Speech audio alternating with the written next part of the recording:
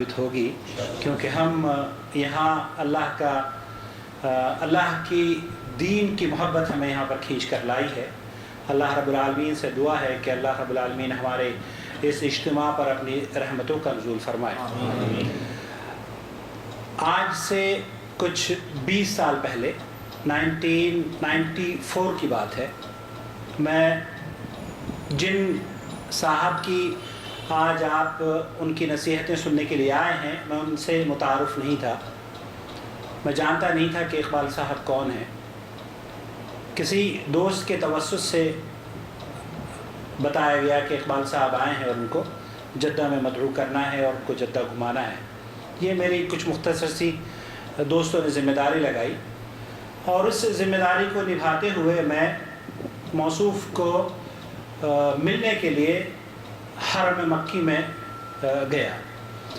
وہاں جب ہم واپس آ رہے تھے تو کچھ مختصر سی باتیں ہوئیں، اور علامہ احسان اللہ ظہیر رحمۃ اللہ علیہ کی ایک کیسٹ سن رہے تھے یہ گاڑی میں، اس سے بہت اثر انداز ہوئے۔ گھر پر آئے، بیٹھے، خاصی کچھ جو دوستوں میں باتیں ہوتی ہیں تو میں بھی ہوئی، اور تحقیقی پس منظر کو مد نظر رکھتے ہوئے کتابوں کی طلب بھی کی گئی کہ یہ کتابیں کہاں ہیں، یہ کیا ہے، یہ کیا ہے۔ بہرحال اللہ تعالیٰ نے توفیق دی کہ جس دن یہ آئے تھے اسی روز اللہ رب العالمین نے ان کو توفیق دی کہ وہ مسلک کے حق کو قبول کر لیں۔ یہ اس شخص کی بات ہے کہ جس کو قرآن پڑھنا نہیں آتا تھا۔ معذرت کے ساتھ یہ اس میں یہ نہ کسی کی ہم برائی کر رہے ہیں اور نہ ہی ہم اچھائی بیان کر رہے ہیں، البتہ جو بات میں بیان کرنا چاہ رہا ہوں وہ ہم سب کے لیے میں سمجھتا ہوں کہ ہم لوگوں کو اس پر غور کرنا چاہیے کہ ایک ایسا آدمی جو 1994 میں قرآن نہ پڑھتا ہو، اہل حدیث ہو گیا ہو، اور اہل حدیث ہونے کے بعد اس کو یہ فکر لاحق ہوئی ہو کہ یا اللہ، ہمیں جس دین پر عمل کر رہا تھا وہ دین تو مجھے مکہ میں یہاں مل گیا، لیکن میں اس کو کیسے حاصل کروں؟ اس کا تعارف تو مجھے مل گیا۔ وہ لوٹتا ہے آگرہ میں، اور آگرہ میں لوٹ کر اس نے ایک بریلوی مکتب فکر کے عالم سے قرآن کریم کی درخواست کری کہ اس کو قرآن کریم پڑھایا جائے۔ بریلوی عالم گھر پر آتا، قرآن پڑھاتا، بھائی اقبال اس سے قرآن پڑھتے اور اس کو حدیث پڑھاتے۔ دوران مطالعہ نتیجہ یہ نکلا کہ وہ بریلوی عالم اس نے توبہ کر لی اور وہ اہل حدیث ہو گیا۔ وہ بریلوی عالم جو اپنی مسجد میں امام اور خطیب ہوا کرتا تھا، اس نے اس بات کی ضرورت یا ایک ایسے اس کو فکر لاحق ہوئی کہ یار لوگوں تک دین واقعی صحیح پہنچنا چاہیے۔ اس نے اقبال بھائی کو اپنے ممبر پر خطبہ دینے کے لیے کھڑا کر دیا۔ آج 14 سال ہو گئے ہیں اقبال بھائی کو آگرہ کی مختلف مساجد میں خطبہ دیتے ہوئے۔ مرکزی جمعیت اہل حدیث ہند، مغربی یو پی کے ناظم رہے، نائب شہر قاضی آگرہ رہے، اور مختلف تنظیموں کے صدر بھی موجود ہیں، نور ویلفیئر ٹرسٹ کے متحرک ساتھی رہے۔ باہر یہ مختصر سا تعارف اس لیے کرایا گیا ہے تاکہ ہم لوگ بھی اس جوش اور جذبے اور ولولے کو اپنے سینوں میں بٹھا لیں، اور جس طریقے سے ہمارے بھائی دین کی دعوت کے لیے جد و جہد کر رہے ہیں بغیر کسی سرٹیفکیٹ کے حاصل کیے، اللہ رب العالمین ہم سب کو بھی توفیق عطا فرمائے۔ اس مختصر سے تعارف کے بعد اقبال بھائی سے گزارش کروں گا کہ تشریف لائیں اور اپنی نصیحتوں سے ہمیں نوازیں۔ بسم اللہ الرحمن الرحیم۔ السلام علیکم رحمۃ اللہ وبرکاتہ۔ میرے معزز دینی بھائیوں، جس میں علماء اکرام بھی شامل ہیں اور نوجوان بھی ساتھی، سب سے پہلے اللہ تبارک تعالیٰ کا شکر ادا کرتے ہیں۔ تمام تعریف صرف اور صرف ایک اللہ تبارک و تعالیٰ وحدہ لا شریک کے لیے ہے، جس نے اس پوری کائنات کو پیدا فرمایا اور اپنے بہترین انداز میں اس کو سجایا سنوارا، اور جس دن وہ چاہے گا اس اپنی بنی ہوئی سجائی ہوئی کائنات کو ملیا میٹ کر دے گا، توڑ پھوڑ دے گا۔ بے شمار درود و سلام نبی اکرم صلی اللہ علیہ وسلم پر، جن کو اللہ رب العزت نے اس پوری کائنات کے لیے اور قیامت تک آنے والے انسانوں کے لیے رحمت للعالمین بنا کر بھیجا۔ اے اللہ، تو اپنے بندے اور رسول محمد صلی اللہ علیہ وسلم پر، آپ کے اصحاب پر، آپ کے متبعین پر، اور جو لوگ قیامت تک آئیں گے اور آپ صلی اللہ علیہ وسلم کی اتباع کریں گے، ان سب پر بے شمار درود و سلام نازل فرما، آمین یا رب العالمین۔ معزز سامعین، ابھی شیخ صاحب کی زبانی اور اس کے بعد بھائی عاقل نے جو تعارف پیش کیا، میں صرف اس پر اللہ تبارک تعالیٰ کا جتنا شکر ادا کروں تو شاید اس کا حق ادا نہیں ہو سکتا۔ یہ بالکل صحیح بات ہے کہ بھائی عاقل کے توسط سے مجھ کو صحیح دین پر چلنے کی توفیق ہوئی،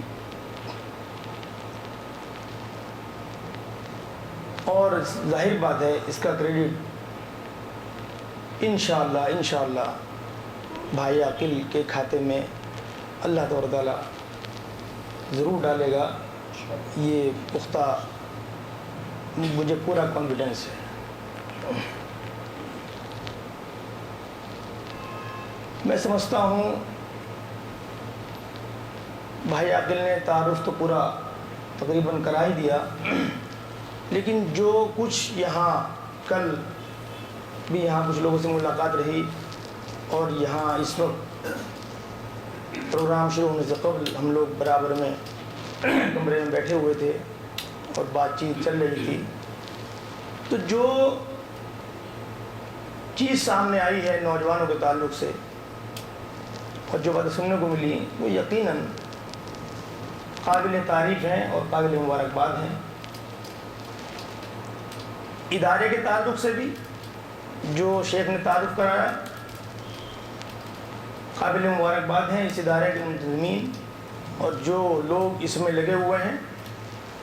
اللہ تبارک تعالیٰ ان کے اس کام کو، ان کی اس محنت کو، ان کی اس کوشش کو ضرور بالضرور اللہ تعالیٰ کامیاب عطا فرمائے گا۔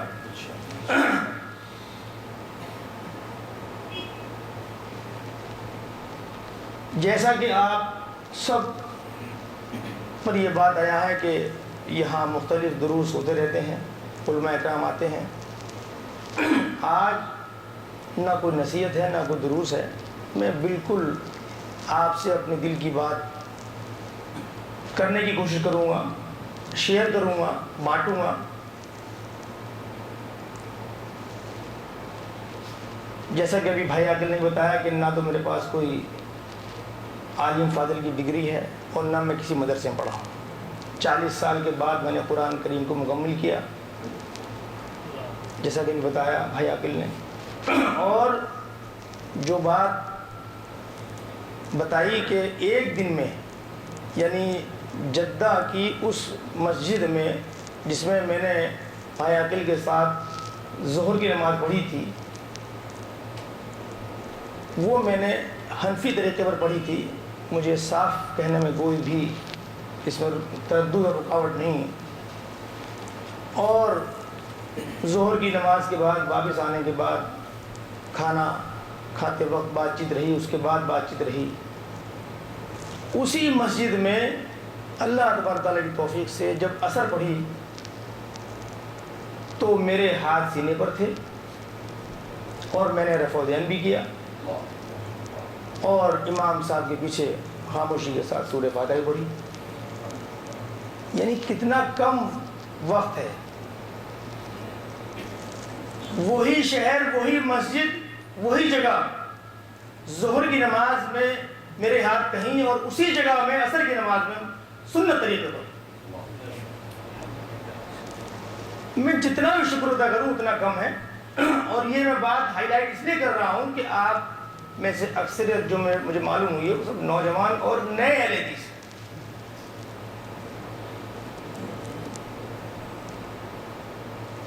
اسی دن مغرب میں مجھے موقع ملا، ظاہر بات ہے اس میں نے زور سے آمین بھی کہی۔ بس وہ دن ہے اور آج کا دن میں یہ سوچتا ہوں، یا جن لوگوں سے میری ملاقات ہوئی اب تک، میں اپنے آپ کو خوش نصیب سمجھتا ہوں اس معاملے میں کہ مجھ کو دیر نہیں لگی، مجھ کو دیر نہیں لگی۔ ایک ہی دن، ایک ہی مسجد، ایک ہی علاقہ، تبدیل ہونے کا وقت، بس ظہر اور عصر۔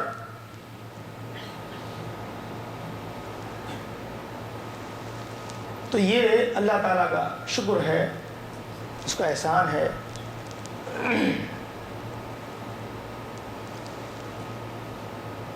اس کے بعد سے لے کر آج تک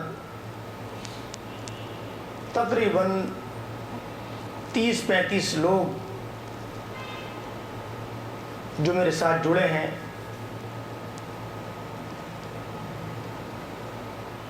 یہ بھی اپنے آپ میں ایک اللہ تعالیٰ کا انعام ہے۔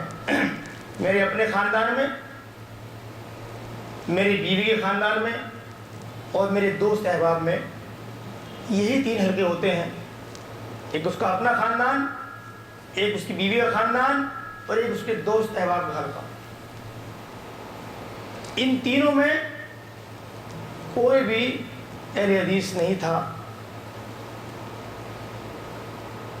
جیسا کہ ابھی آپ نے خود بھائی عادل کی زبانی سنا کہ یہ مجھ کو اور میری والدہ کو لینے حرم گئے تھے،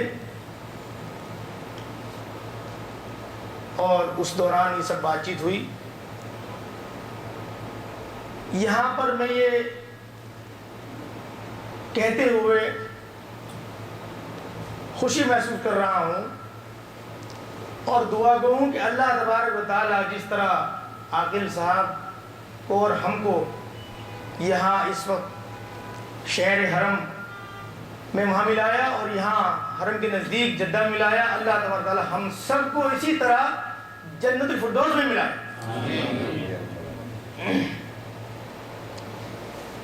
یہ تو میں نے پہلے واضح کر دیا کہ تقریر اور درس والا مسئلہ نہیں ہے، صرف بات چیت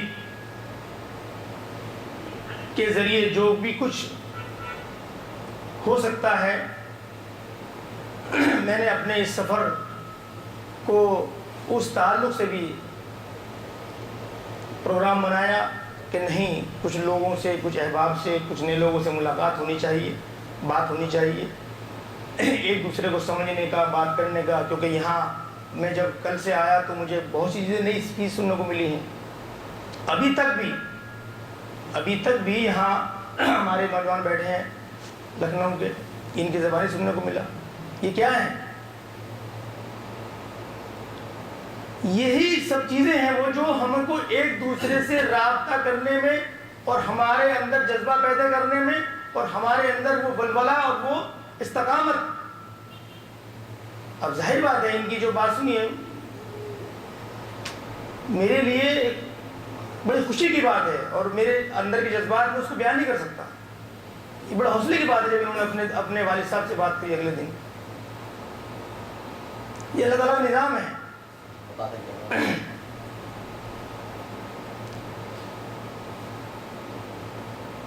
میں سمجھتا ہوں یہ سب آپ لوگوں کے علم میں ہوگا کیونکہ مقامی لوگ ہیں، ان کی زبانیں سنیں گے تو زیادہ اچھا ہوگا۔ میری تجویز یہ بھی ہے کہ جس طریقے سے آپ ابھی شیخ نے بتایا کہ یہاں درس کا پروگرام رہتا ہے، کوئی نہ کوئی آتا رہتا ہے، اس میں ایک اضافہ اور کریں، اپنے جو نئے ساتھی ہیں ان کو موقع دیں. جیسے کبھی ہمارے لکھنؤ کے، ان کو آپ بٹھائیں، ان کو بلائیں، ان سے اپنی پوری رویداد سنیں. یہ یہاں بیٹھ کے اسی کرسی پر اور یہاں پروگرام ہو، چاہے 50 آدمی اکٹھے ہوں چاہے 20 آدمی اکٹھے ہوں، یہ آگے یہاں بولیں. اس سے دو فائدے ہوں. جو نئے ساتھی ہیں ان کو سننے کا موقع ملے گا. ایک اپنے بھائی کی زبانی. ہوتا کیا ہے، آپ کے ذہن میں رہتا ہے کہ فلاں عالم آ رہے ہیں، فلاں مولانا آ رہے ہیں، فلاں شیخ آ رہے ہیں، تو ایک ذہن میں یہ تصور رہتا ہے کہ ٹھیک ہے ان کا تو کام ہی تقریر کرنا ہے. ایک جو کانسیپٹ ہمارے دماغ میں ہے یہ بھی ہے، خطیب صاحب ہیں، یہ فلاں ہے، یہ مسجد کے امام ہیں، انہوں نے کھڑا ان کو تو ٹھیک ہے، ان کو خطبہ دے رہی ہیں. عام مزاج لوگوں کا اس طرح کے رہا ہے. میرا کہنا یہ ہے وہ اپنی جگہ، ان کی علمیت اپنی جگہ، ان کا وقار اپنی جگہ، ان کی ساری باتیں اپنی جگہ، لیکن اس کے ساتھ ساتھ ہم کو اپنے آپ کو بھی تیار کرنا ہے. آپ کب تک اس انتظار میں رہو گے کہ آج مولانا آئے جمعہ خطبہ کون دے گا؟ کب تک رہو گے؟ انتہائی معذرت کے ساتھ میں نے کہا کہ ان کا علم، ان کا وقار، ان کی ساری چیزیں اپنی جگہ ہیں، وہ قابل قدر ہیں، اس سے انکار نہیں ہے. لیکن جن لوگوں کو اللہ تعالیٰ نے صلاحیت دی ہے ان کو بھی آگے آنا چاہیے. وہ کب تک اس منتظر رہیں گے کہ آج جمعے کے خطبے کے لیے آدمی نہیں ہے، ادھر فون کر رہے ہیں، وہاں فون کر رہے ہیں، ادھر سے بلاؤ وہاں سے بلاؤ. بھائی آپ جب آپ کو یہ پتا ہے کہ یہ 500 روپے کا نوٹ ہے یا 500 ریال کا ہے، 100 ریال میں نہیں چلے گا، اتنی عقل سب کو ہے. آپ کسی بچے کو کہو کہ یہ 10 ریال ہے، وہ کہے گا آپ جھوٹ بول رہے ہو، تو 1 ریال ہے. تو کیا چیز مانے ہیں پھر؟ کیوں ہماری سمجھ میں نہیں آتی بات؟ ہم کب تک دوسری طرف دیکھتے رہیں گے؟ بہت وقت گزر گیا. اور آپ یقین جانیے سب سے اہم بات جو ہے وہ جمعہ خطبے کی ہے. اس پر بہت سنجیدگی سے سوچنا چاہیے. آپ جتنے لوگ یہاں بیٹھے ہیں انتہائی قیمتی لوگ ہیں، انتہائی قیمتی لوگ ہیں. کس انداز سے؟ چلو میں 2 انداز آپ کو بتا دیتا ہوں. ایک انداز اللہ تبارک تعالیٰ کی حیثیت کا، کیونکہ اللہ تعالیٰ نے کہا کہ جب تک ایک ایمان والا بھی ہے، جب تک وہ اس پوری کائنات کو جو اس نے سجائی ہے اس کو باقی رکھے گا، سب تو قیمتی ہوا ہے. یہاں کچھ ذہن میں یہ بات بھی آتی ہے، میرے صاحب ٹھیک ہے اس پر تو ہمارا ایمان ہے، سب کچھ ٹھیک ہے، مگر یہاں ہم نوکری کر رہے ہیں، میں ایک معمولی سا مدرس ہوں یا ایک معمولی سی کہیں سروس کرتا ہوں، چند 1 ریال کے اپنے گھر سے دور پڑا ہوں، کیسے کیسے میں سروس کرتا ہوں، پارٹ ٹائم کام کرتا ہوں، چھٹی میں بھی کام کرتا ہوں، میرے پیچھے اتنا بڑا خاندان ہے، میری بہنوں کی شادی ہونی ہے، فلاں ہے فلاں ہے فلاں ہے، دنیا بھر کے معاملات ہیں. یہ تو ٹھیک ہے، ساری اپنی جگہ بات ہے کہ اللہ تعالیٰ اس کو قائم رکھے گا پوری دنیا کو. لیکن صاحب میرا تو حالت دیکھو، میں تو بہت ہی کمزور ہوں، میں تو بہت ہی غریب ہوں، میں اپنے بچوں کا پیٹ کیسے پال رہا ہوں یہ آپ کو کیا پتا؟ آپ نے یہاں بیٹھ کے بتا دیا؟ نہیں، یہ بھی آپ نے ایک بار جانی، دوسری بھی جانو، دوسری بھی جانو. اب کی اگر آپ کو صرف یہی ہے کہ میں بہت غریب ہوں، بہت معمولی ہوں، بہت کم سیلری ہے، تو اس کو بھی جان لو.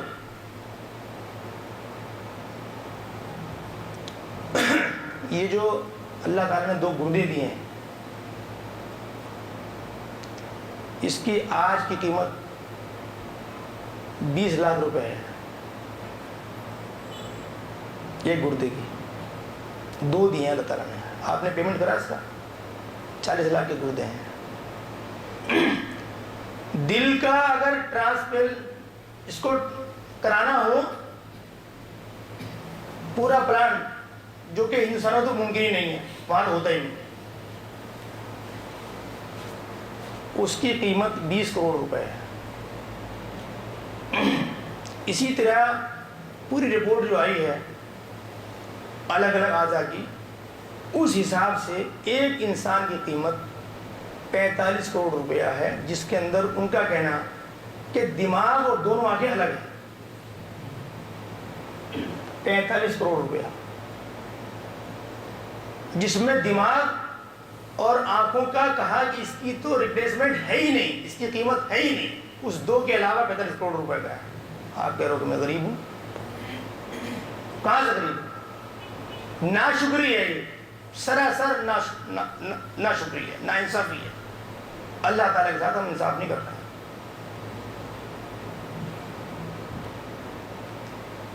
تو 45 کروڑ کا تو ہم ایسے لیے پھر رہے ہیں، اور جس میں کمپلیمنٹری ہے وہ تو الگ ہے، چلتی نا اسکیم، میں اسی زبان میں بات کر رہا ہوں جس میں ہم اور آپ جی رہے ہیں۔ اس کے ساتھ یہ فری، اس کے ساتھ 45 کروڑ کا سامان فری، اس کے ساتھ دونوں آنکھیں اور دماغ فری۔ اس کے بعد بھی ہم نہیں سوچتے کہ ہمیں کیا کرنا ہے۔ جبکہ اللہ تعالیٰ نے قرآن میں کہہ دیا، اے ایمان والو اسلام میں پورے کے پورے داخل ہو جاؤ۔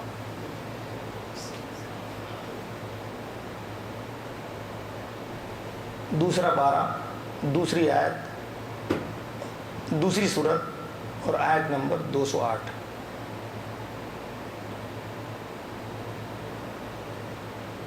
اے ایمان والو اسلام میں پورے کے پورے داخل ہو جاؤ۔ آج سوچتا ہے کہ یہ کیا ہے، 5 وقت نماز بھی پڑھ رہا ہوں، میں رمضان کے روزے بھی رکھ رہا ہوں، تراویح پڑھتا ہوں، حج بھی کر لیا، زکوٰۃ بھی دیتا ہوں، اب اللہ تعالیٰ کہہ رہا ہے کہ پورے، اب کہاں سے اور کیا چیز رہ گئی،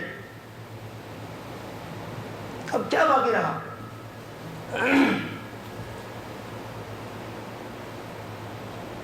اگر اس باقی کو سمجھنا ہے تو